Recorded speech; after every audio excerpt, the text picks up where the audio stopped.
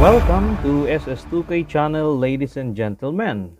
If you are new to this channel, don't forget to subscribe and click the bell button and hit all so that you will be updated regarding the latest updates. The content of this video is taken from available sources such as but not limited to the internet, and the author of this video does not represent any person or organization which will be presented. This is presented for educational purposes only, and yours truly do not claim the ownership of the content. The topic that will be discussed in this video presentation, ladies and gentlemen, is about the early and present powerful organized criminal group.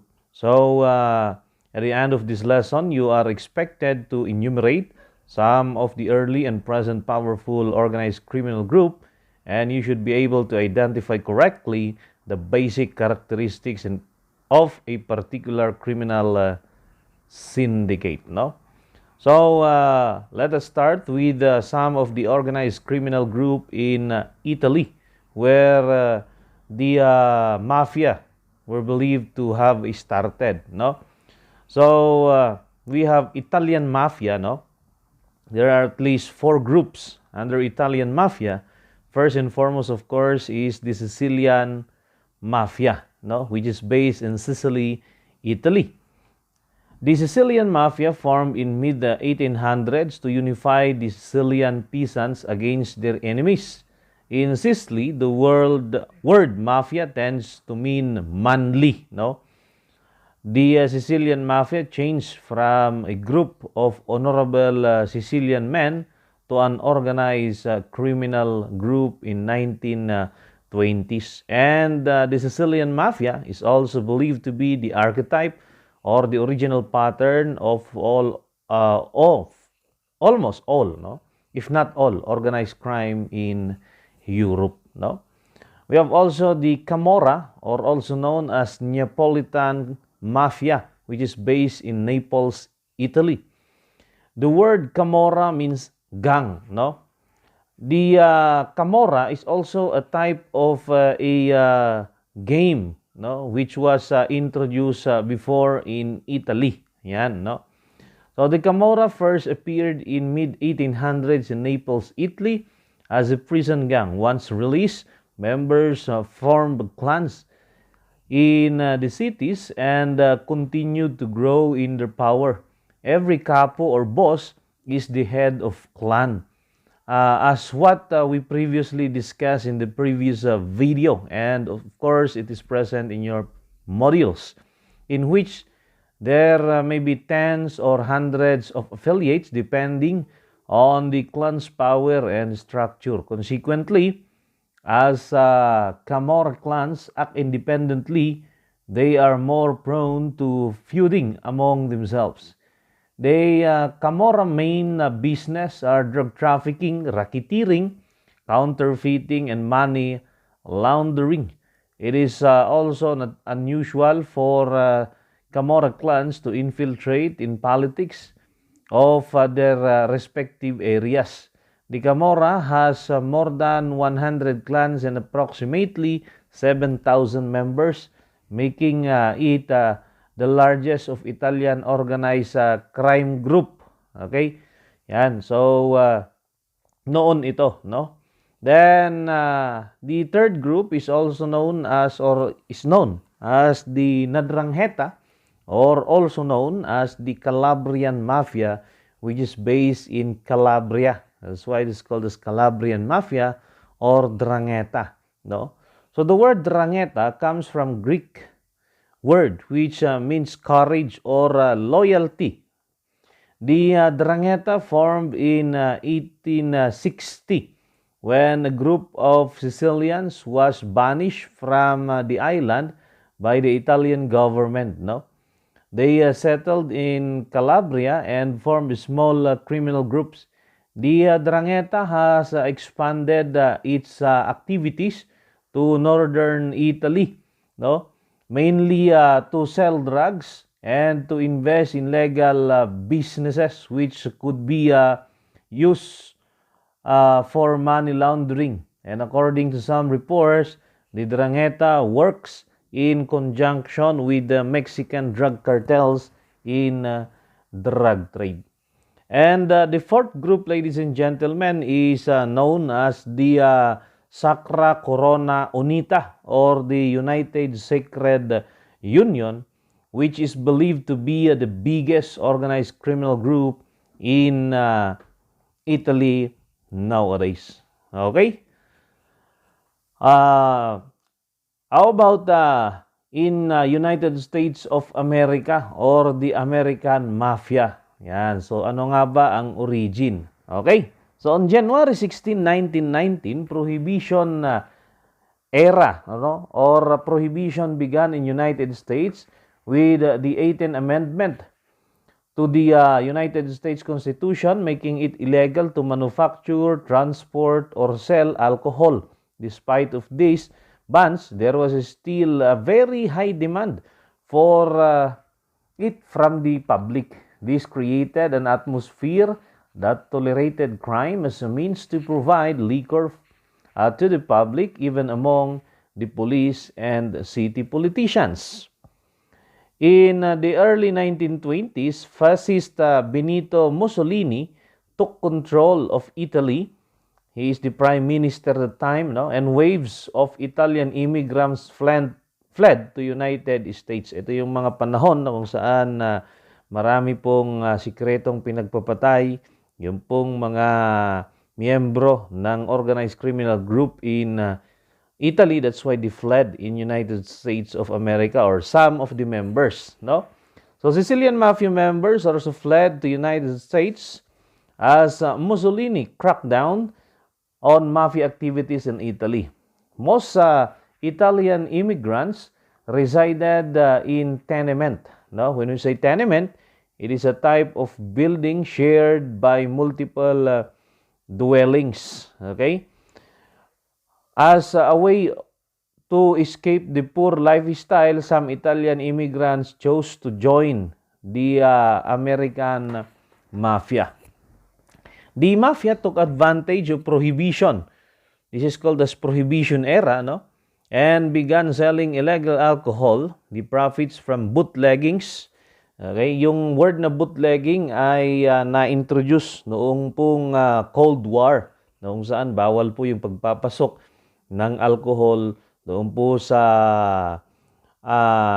kampo ng sundalo. Pero may mga nagpapasok kasi ng mga alcohol or alak sa loob ng kampo ng sundalo, pero nahuhuli, nilalagay nila sa boot at saka leggings, kaya tinawag na bootlegging, yung illegal selling of alcohol.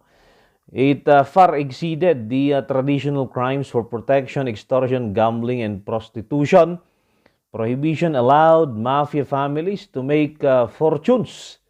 Siyempre, kung ipinagbabawal, maraming bawal, wala sa public market, ibig sabihin mataas ang presyo, Yan, kasi maraming nagde-demand. Konti ang supply, tumataas ang presyo. Yan. So as prohibition continued, victorious factions went on to dominate organized crime in the respective cities, setting up family structure of each city. The bootlegging industry organized members of these gangs before they were distinguished as today's known families. The new industry required members at different employment levels, such as boss, lawyers, trackers, and even members, to eliminate competitors through the threat or force. Gangs hijack each other's alcohol shipments. So uso noon ang mafia war, forcing rivals to pay them for protection to leave their operation alone. And armed guards almost invariably accompanied the caravans that delivered the liquor. In 1920s, Italian mafia families began waging wars for absolute control over lucrative bootlegging rackets. Sabi nga natin, isa sa characteristics ng organized criminal group, sila po ay monopolistic, meaning isang grupo lamang ang nag-ooperate dapat sa isang lugar. So anong nangyayari kasi kapag maraming gustong kumontrol, nagkakaroon ng Mafia War. Ano?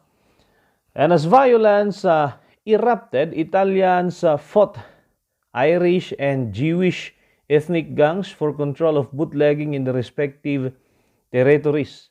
In Chicago, Al Capone and his family massacred the North Side Gang, another Irish-American outfit. At yung pong grupo na pinamumunuan ni Al Capone ay yung pong tinawag pong Chicago Outfit, no? Chicago Outfit. In New York City, the end of 1920s, two factions of organized crime had emerged to fight for control of criminal underworld. One led by Joe Maseria and the other by Salvatore Maranzano. This caused the Castellamares War, which led to the massacre of Maseria in 1931. Then Maranzano then divided New York City into 5 families.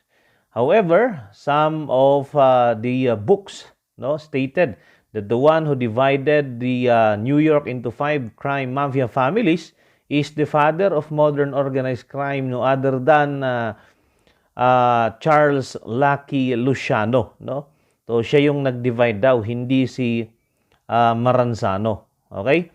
So, ang nag-divide ng tinatawag na cities or crime mafia families sa 5. Yung New York City ay yung Lucchese family na ang head noon ay walang iba kundi si Charles Lucky Luciano, who became the father of the modern organized crime group in US. Okay? So, doon na na-establish yung Bonanno family, yung tinatawag na Colombo family, Gambino family, you have Genovese family, and the Lucchese family. No? Yan. Then, sa China, they have the so-called Chinese triads. No? Triads are traditional organized crime groups originating from Hong Kong, Macau, and Taiwan. Criminal organizations operating in or originating from mainland China are the mainland Chinese criminal groups, also known as black societies. Ito pong triad, or tongs ang isang tawag. After years of repression, only some elements of triad groups are involved with illegal activities. Triads in Hong Kong are less involved with traditional criminal activity and are becoming associated by business and government professionals. Triad is translation of the Chinese term San Hu Hui or the Triple Union Society. No? At ang ibig sabihin nga ng triad ay sumisimbolo po ito doon po sa union of heaven, earth, and human or man. No? Heaven, earth, and man, or the society. Yan. So, heaven, earth, man. Yun po yung tinutukoy po ng triad, no? Ayan. Then, dako naman tayo sa bandang Colombia, no? We have the Colombian cartels. First is we have the Medellin cartel. It is a powerful and highly organized Colombian drug cartel and terrorist-type criminal organization originating in the city of Medellin, Colombia, that was founded and led by the cocaine king, no? Or king of coke na kung tawagin, no? Walang iba kundi si Pablo Escobar Gaviria. The drug cartel operated in 1972 to 1993 in Bolivia, in Colombia, Panama, Central America, Peru, and United States, as well as in Canada. At the height of its operations, the Medellin cartel smuggled tons of cocaine each week into countries all over the world and brought in up to $60 million daily in drug profits. For a time, the Medellin cartel supplied at least 80% of the world's cocaine market. Kaya tinagurian na king of coke si Pablo Escobar, no? Na para sila po ay mausugpo Kaya kailangan pa na pasukin ng agents from the Federal Bureau of Investigation or FBI of United States of America. Nung na-dismantle yung pong Medellin Cartel, patuloy pa rin na meron po yung grupo dahil isa sa characteristics ng organized criminal group, yung self-perpetuation or continuous of existence. So nung nawala yung grupo, ilan sa mga miyembro ay nag-create ulit ng panibagong grupo at na-create naman yung tinatawag na Cali Cartel. Cali Cartel was a drug cartel. No? Pag sinabi natin cartel pala, no? It is an organized criminal group wherein their main business is drugs. Expert sila sa drugs pag sinabing cartel. Aside from, it is the term which is being used for organized criminal group in Colombia. No? So the Cali Cartel was a drug cartel based in southern Colombia around the city of Cali and the Valle del Cauca department. Its founders were the brothers Gilberto Rodriguez Orjuela and Miguel Rodriguez Orjuela and Jose Santa Cruz Londoño. They broke away from Pablo Escobar and his Medellin associates in the late 1980s with connection to the British and the Israeli mercenaries, allies among countries, countless spies and informants in the government and its vast intelligence and surveillance network throughout the city of Santiago del Cali. The cartel, once renowned as compared to the KGB or Komitet Gverdnoy Bezopasnosti or the intelligence service of Russia by the DEA. Kasi halos hindi makapasok noon yung pong Drug Enforcement Agency, no? Or equivalent of PDEA in the Philippines. Hindi nila mapasok-pasok yung pong Cali Cartel. Kaya tinagurian yung Cali Cartel as the nearly impenetrable cartel. Halos hindi mapasok na cartel, no? At the height of the Cali Cartel's reign, they were cited as having control over 90% of the world's cocaine market and were said to be directly responsible for the growth of cocaine market in Europe, controlling 90% of the market. There was, by mid-1990s, the tracking empire of Cali Cartel was a multi-billion-dollar enterprise. No? And with the help of the rebellious group Les Pepes, no, ay tinalo nila si Pablo Escobar at yung Medellin Cartel. Okay? Yan. Dako naman tayo sa bandang Japan, mga kaibigan. Sa Japan naman ay meron yung tinatawag na Yakuza. No? Yakuza ang tawag natin sa kanila.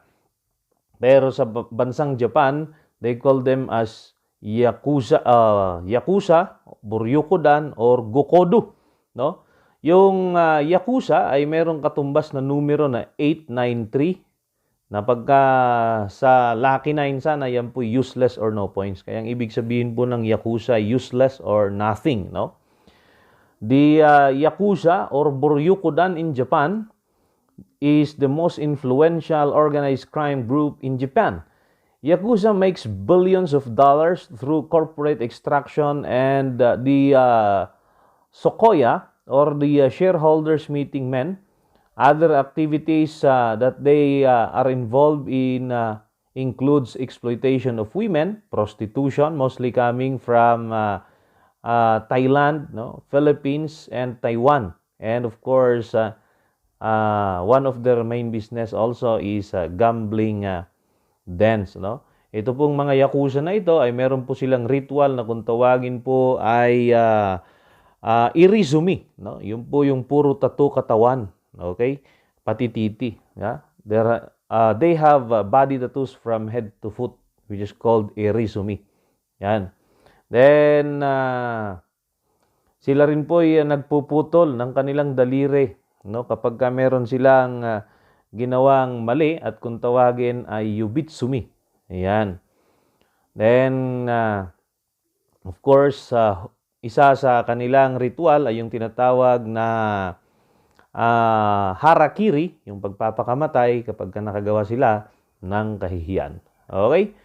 Then, sa ngayon naman, ano naman yung 5 na pinaka-powerful criminal organization in the world, no?